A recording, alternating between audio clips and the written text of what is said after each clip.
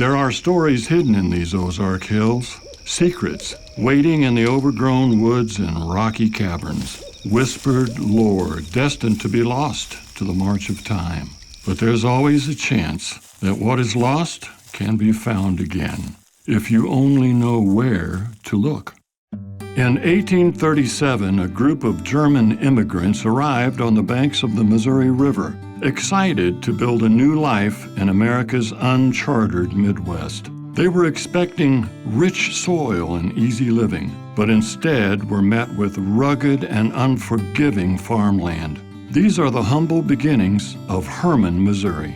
They worked hard and adapted to their new home, finding that grapes were the perfect crop for Hermann's soil and climate. And in 1846, thousands of cultivated vine cuttings were sent to the area, including the Norton, Missouri's future state grape and the unlikely star of our story.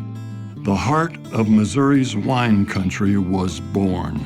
By the mid-1880s, more wine was produced by volume in Missouri than in any other state, 2 million gallons per year. The Midwest wine region flourished. But not everyone saw the art in winemaking and feared the nation wouldn't be able to hold their liquor.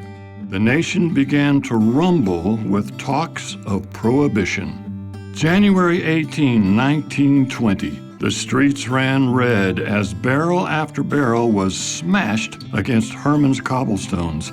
Every grapevine was methodically uprooted and torched. Centuries of growth, of tending, and care lost.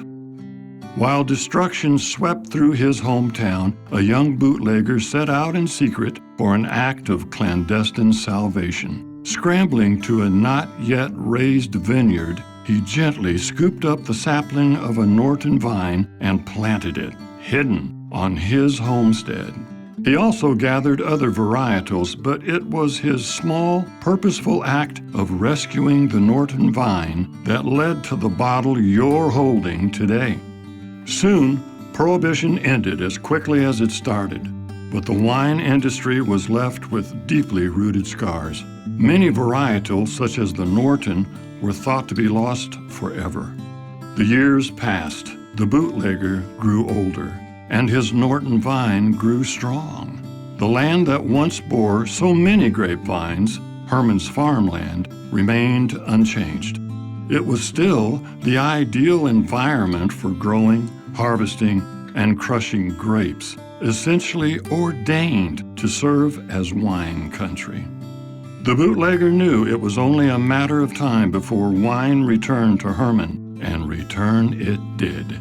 By the mid-1960s, small family-owned wineries began to stake their claim, many of which were descendants of the vintners that established Hermann. In 1966, a local winemaker heard tell of quiet rumors of an old bootlegger and a lost vine in his care. The Norton grape was found, saved, and after 30 years of being tucked away, it was finally brought back to taste and enjoy. In the years since, the Norton has thrived, becoming Missouri's state grape and a beloved local favorite.